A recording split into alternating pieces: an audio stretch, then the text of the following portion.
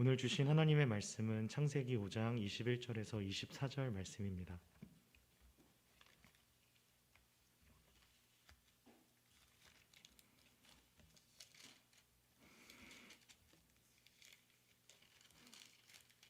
창세기 5장 21절에서 24절 말씀입니다.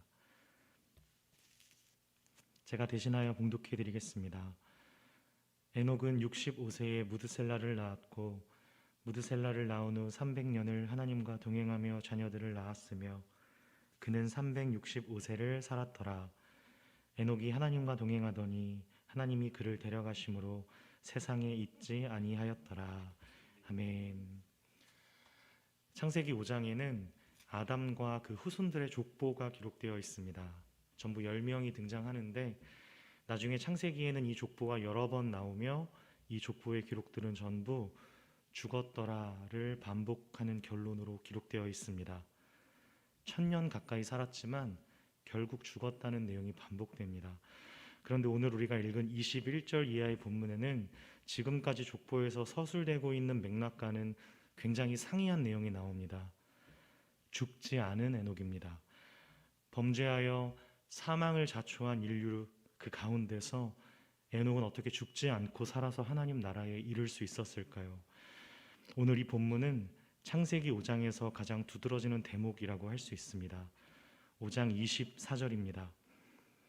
에녹이 하나님과 동행하더니 하나님이 그를 데려가심으로 세상에 있지 아니하였더라. 아멘. 에녹은 하나님과 동행하여 죽음을 맛보지 않고 천국으로 들려 올라갔습니다.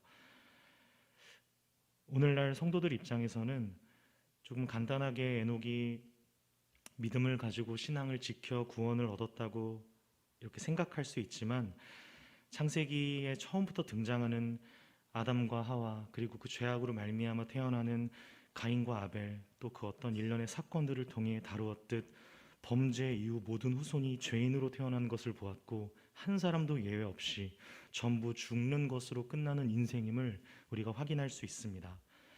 오늘 창세기 5장의 족보에는 10명의 사람들이 기록되어 있고 그 10명은 아담부터 노아까지인데 5장 32절 노아는 500세 된 후에 셈과 함과 야벳을 낳았더라.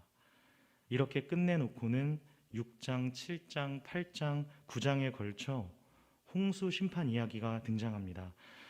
우리가 만약에 상식적으로 좀 생각을 해볼 수 있다면 족보 안에 아담과 노아까지의 연대기로 족보를 기록해 놓는, 그렇다면 노아의 죽음까지 일단 족보를 일단락 지어놓고 홍수 심판 이야기가 그 다음에 등장하여 이것은 노아 시대에 일어났던 일이었더라 이렇게 기록해도 사실 아무런 상관이 없을 것 같은데 굳이 9장 마지막 다시 노아의 족보가 서술되는 형식으로 또 등장합니다. 말하자면 족보가 끝나기 전에 족보 중간에 노아 홍수 심판 사건이 등장합니다. 창세기 9장 28절 말씀입니다. 홍수 후에 노아가 350년을 살았고 그의 나이가 950세가 되어 죽었더라. 이 구절은 아까 처음 우리가 읽었던 5장 족보의 결론입니다. 근데 그 사이에 홍수 이야기가 들어 있습니다. 이것은 앞의 구조와 조금 유사한 부분이 있는데요. 아담의 족보 가운데 모든 이들이 죽었더라, 죽었더라, 죽었더라로 끝이 나지만 하나님과 동행하여 죽지 않고 하늘로 들려진 에녹처럼 모두가 죽을 수밖에 없던, 그리고 모조리 휩쓸려 사망의 자리에 이르렀던 가운데 그 홍수 심판 가운데서 살아남은 노아와 노아의 가족들이 분명하게 대조되어 드러나고 있는 그런 본문인 것입니다. 창세기 6장 9절 말씀입니다. 이것이 노아의 족보니라. 노아는 의인이요 당대의 완전한 자라. 그는 하나님과 동행하였으며. 아멘. 오늘 읽은 에녹의 말씀과 또 유사한 부분들을 찾을 수 있습니다. 에녹과 노아의 어떤 공통적인 점들은 하나님과 동행했다. 또 그것이 말하자면 심판과 사망의 처지에서 벗어날 수 있었던 이유인 것을 우리가 생각해 볼 수 있습니다. 그러나 우리는 이것을 에녹과 노아의 남다름으로 이해해 버리기가 쉽습니다. 이들이 어떻게 구원을 얻었느냐 하는 것에 대해 창세기 5장부터 9장까지 홍수 사건을 통하여 보여지는 에녹과 노아를 통한 구원의 역사를 이루어 가시는 우리 하나님의 손길을 좀 추적해 볼 필요가 있습니다. 구약 성경에 등장하는 하나님의 사람들, 죽음을 맞닥뜨린 모든 인류 가운데 구원을 얻은 이들을 우리는 알고 있습니다. 에녹과 노아를 뒤로 하더라도 이삭, 야곱, 요셉 같은 유명한 족장들을 알 수 있습니다. 이들은 모두 하나님 앞에 아브라함과 같이 복의 근원으로 부름을 받고 당사자뿐만 아니라 그 후손들에 이르기까지 너의 후손 자손이 하늘의 별 같고 바다의 모래와 같을 것이라는 언약, 약속의 말씀을 얻은 자들이었습니다. 지금 창세기 5장식의 표현으로 하자면 하나님과 동행했던 자들이라고 우리가 볼 수 있습니다. 그러나 우리가 이 창세기의 족보를 통해 다시 확인해야 하는 것은 에녹이 하나님과 동행했던 모습, 노아의 완전함으로 표현되고 있는 어떤 신앙의 모습은 그들이 시작하고 그들이 지켜내고 그들이 만들어낸 것이 아니라 하나님께서 시작하신 과정이자 결과라는 것입니다. 성도 여러분, 하나님께서 시작하시고 하나님께서 이루신다는 것은 사실 성경이 굉장히 반복해서 강조하고 있는 기독교 신앙의 가장 중요한 가치입니다. 우리 신약 성경 로마서 4장 말씀을 한번 찾아볼 수 있었으면 좋겠습니다. 로마서 4장 13절, 14절, 15절, 16절 말씀입니다.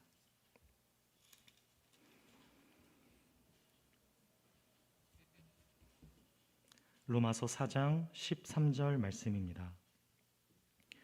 우리 저 한 절 여러분 한 절 교독하심으로 16절까지 함께 읽도록 하겠습니다. 아브라함이나 그 후손에게 세상의 상속자가 되리라고 하신 언약은 율법으로 말미암은 것이 아니요 오직 믿음의 의로 말미암은 것이니라.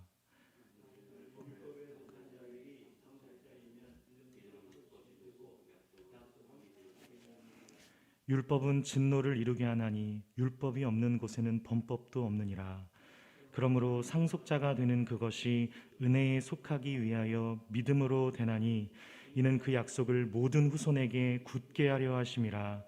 율법에 속한 자에게 뿐만 아니라 아브라함의 믿음에 속한 자에게도 그러하니 아브라함은 우리 모든 사람의 조상이라. 아멘.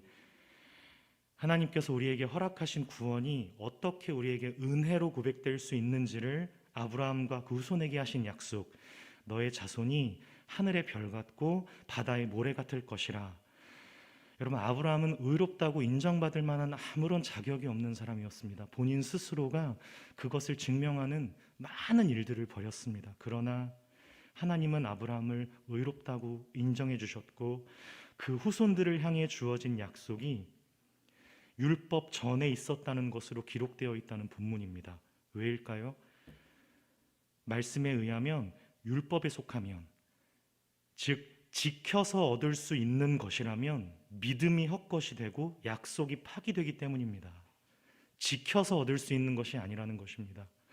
오늘 우리가 이 새벽부터 구하고 있는 우리의 믿음 또한 우리가 원인을 만들고 그로 인한 정당한 결과로 얻어낼 수 있는 것이 아닌 은혜의 시작, 은혜의 결과라는 사실을 우리가 말씀 앞에 함께 붙들릴 수 있어야 합니다. 믿음은 보상을 기대할 수 있는 이유나 근거를 믿는 것이 아닌 대상이 되시는 하나님을 믿는 것입니다. 하나님께서 직접 구원의 방법과 길이 되어 주셨습니다. 우리에게 어떤 이유나 조건, 우리에게 어떤 자격을 찾는 것으로 하지 않으시고 하나님께서 모든 시작, 하나님께서 모든 원인, 조건, 이유, 방법이 되신 것입니다. 그분이 길이시며 그분이 진리이시며 그분이 생명이십니다. 그러나 우리는 신앙을 이야기하고 신앙을 이해할 때 사실 언제나 좀 잘 살아내야 하는 적용과 실천으로서의 강조점에 조금 익숙한 것 또한 사실입니다. 물론 우리가 믿는 것과 삶은 결코 분리될 수 없습니다.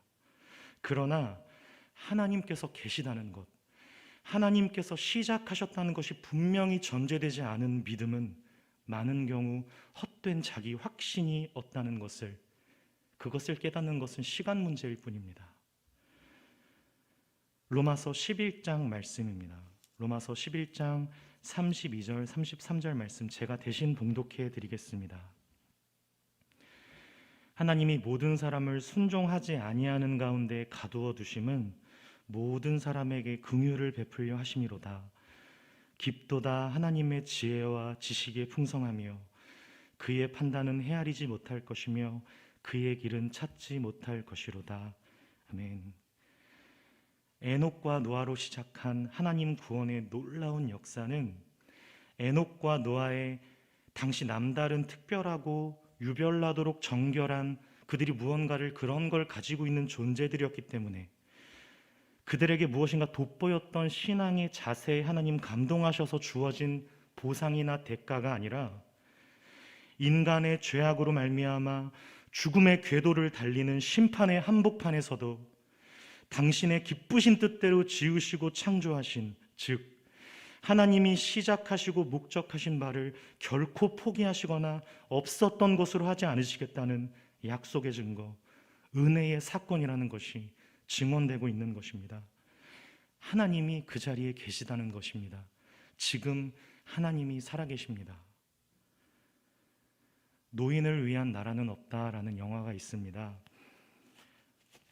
제 아무리 현명한 사람일지라도 세상을 다 예측할 수 없다는 것이 영화 전반에 걸친 주제인데요. 오늘날 60대 할머니에게 담배 심부름을 시키고 할머니께서 거부하자 주변 위안부 소녀상 앞에 국가꽃으로 할머니를 때리며 조롱하고 촬영하는 일이 있었죠. 많은 이들이 분노하고 비명을 질렀습니다. 어떻게 검색을 하다 허지웅 씨가 글을 쓴 걸 봤는데 이렇게 표현을 했더라고요. 속수무책으로 조리돌림을 당하는 할머니의 체념 때문에 절망했다. 저도 무너졌습니다. 마음이 무너져 내리는 것만 같았습니다. 전자발찌를 끊고 무고한 여성들을 끔찍하게 살해한 강모 씨는 교도소에 복역하며 출소 후 그리스도의 향기가 되겠다며 기독교인의 삶을 다짐했다고 하는 처참한 뉴스를 저는 엊그제 식당 TV에서 보게 되었습니다. 저는 CBS를 틀어놓은 줄 알았는데 그리스도의 향기라는 게 대문짝만하게 써져 있길래 참 많이 놀랐습니다. 답을 알지 못하겠습니다. 영문도 모르겠고 근거도 찾기 어렵습니다. 어떻게 거기까지 갈 수 있는지, 그런 인간이 존재해야 할 이유는 무엇을 근거로 확인해야 하는지. 할머니는 학생들이 처벌받기를 원하지 않는다고 밝혔습니다. 할머니는 알고 계셨던 걸까요? 더 이상 감당할 수 없는 세상을 그저 끌어안는 것 외에는 어디에서도 답을 찾을 수 없다는 것을. 로마서 11장 34절 말씀입니다. 누가 주의 마음을 알았느냐? 누가 그의 모사가 되었느냐? 누가 주께 먼저 드려서 갚으심을 받겠느냐? 이는 만물이 주에게서 나오고 주로 말미암고 주에게로 돌아감이라. 그에게 영광이 세세에 있을지어다. 아멘. 그 어떤 누가 하나님께 구원받을 만한 이유를 제시하고 조건을 들이밀 수 있단 말입니까? 예수 그리스도를 믿는다는 것, 그분을 의지하고 신뢰한다는 것을 고민하고 또 질문하며 오늘도 그분 앞에 머리를 숙이고 은혜를 구합니다. 왜입니까? 우리가 원하고 바라고 기도하는 대로 하나님이 반응하시지 않는 것 같은 현실이 우리에겐 고통이기 때문입니다. 은혜를 구할 뿐입니다. 그러나 얼마나 감사한 일입니까? 그 구원의 시작과 모든 과정이 우리의 바램을 넘어선 하나님의 손 안에 있음이, 그래서 그 크신 섭리와 계획을 들고 당신의 모든 것을 바쳐 우리를 구원하시기로 작정하셔서 독생자 예수 그리스도를 아무 죄 없으신 하나님의 아들을, 나를 사랑하사 나를 위하여 자기 몸을 버리신, 아낌없이 들이신 것으로 완성하실, 실패할 수 없는 하나님의 능력, 지혜, 그 사랑을 믿는 믿음을 구할 수 있게 하시는 것이 얼마나 감사한 일입니까? 때로는 하나님의 뜻이 어디에 있는지 알 길이 없어 가슴 한편이 먹먹해지기도 하며, 왜 하나님이 이렇게 하셨을까? 돌아오지 않는 메아리로 뱉어낼 수밖에 없는 현실을 아파하기도 하지만, 우리의 이해의 용량과 소원의 무게보다 크신, 만물이 주에게서 나오고 주로 말미암고 주로 돌아가도록 하실 모든 영광의 주인이신 하나님이 계시기에 그 가슴 한편을 기꺼이 쓸어 담고 우리의 걸음을 그분께 돌려 그분을 인정하고 그분 앞에 엎드려 그분께 기도하며 그분의 이름을 높이 불러 찬양할 수 있는 것이 아니겠습니까? 인간의 불순종으로 말미암은 무속도록 처절한 죽음의 서사와 비참하고 절망스러운 심판의 자리 한복판에서 창조주 하나님은 당신이 처음 계획하시고 목적하신 것을 철회하지 않으시고 포기하지 않고 계심을 마주하는 대목입니다. 에녹과 노아입니다. 그리고 저와 여러분입니다. 하나님과 동행하는 삶이 왜 중요합니까? 그것이 그리스도인의 덕목이기 때문입니까? 결코 그럴 수 없습니다. 하나님께서 지금도 이 세상을 우리를 내버려 두지 않으시고 우리를 어떠한 절망과 고통의 한 북판에서도 포기하지 않으시고 계심이 확증되고 있는 시간임을 확인하는 유일한 과정이기 때문입니다. 하나님 앞에 선 우리의 삶 말입니다. 태초에 천지를 창조하신 하나님께서 지금도 당신의 모든 것을 걸고 당신의 이름을 걸고 우리를 돕고 계십니다. 다윗의 노래가 큰 위로와 도전이 됩니다. 내 평생의 선하심과 인자하심이 반드시 나를 따르리니 내가 여호와의 집에 영원히 거하리로다. 아멘.